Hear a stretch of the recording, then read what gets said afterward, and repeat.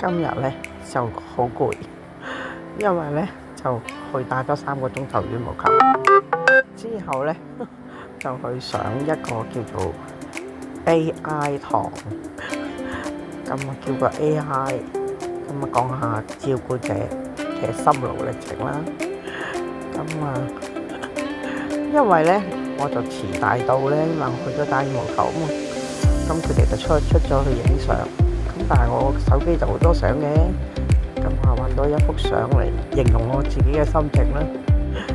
哇，真係中史都唔使讀啊，叫 AI 幫我作咗一篇詩出嚟，哇，勁啊！